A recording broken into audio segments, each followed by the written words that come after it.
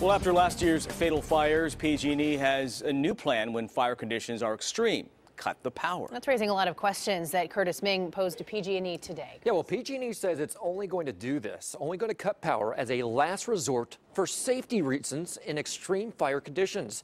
But some are concerned PG&E's plan creates a whole new set of risks. Out of control fires, the new norm in California. Sometimes moving faster than people can escape. State investigators blamed PG&E for many of last year's killer fires, saying the utility did not trim trees that blew into power lines. It's just so scary. PG&E's new plan? When the fire threat is extreme, cut power in the areas marked here in red in this state-approved extreme fire risk map. Areas in yellow considered elevated fire risk may also be impacted if on the same circuit. The goal is to reduce the risk of wildfires. PG&E says it's watching temperatures, gusty winds, low humidity, critically dry brush, and real-time conditions crews see in the field.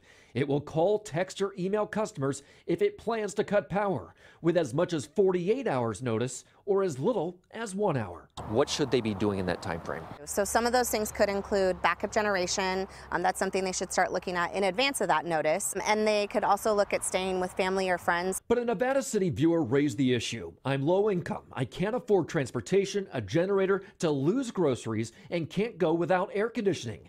Living where there's limited cell service, she's worried she will not get the notification, and she's afraid to lose all ways to communicate if the power is cut.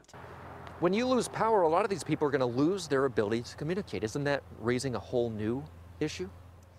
Yeah, we understand the difficulties that come with shutting the power off. But again, this would really only be as a last resort and in the interest of public safety when those extreme weather conditions occur. Is this the lesser of two evils? We're really working to reduce the risk of wildfires, and this is one of the ways that we're trying to do that. PG&E understands this raises a whole new list of risks. Yeah, just think of the people who rely on oxygen. PG&E emphasizes it's why they want people to have a plan now if they live in one of these zones.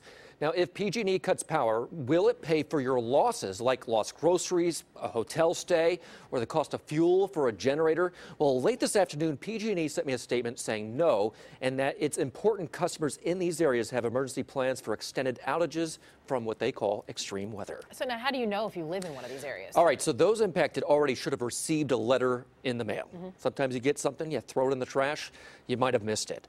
So what you can do is you could go on to PG&E's website and enter your address. It'll tell you whether you're in one of these locations, and we'll put a link there from CBS13.com. And also on that website, it's important you have all your latest contact information. We're talking about email, how to text, how to call you, because they will reach out to you and if they're going to cut power, and you want to make sure you know when they're going to be doing that. You're right, so many issues are brought up with Yes. this.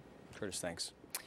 Well, we plugged the current fires burning into the fire threat map. Take a look here. The Pawnee Fire in Lake County, where 22 structures burned, is located in one of those extreme fire threat areas. So why didn't PG&E cut the power? Well, the utility says the conditions this weekend did not meet their criteria, although it would not share that specific criteria either.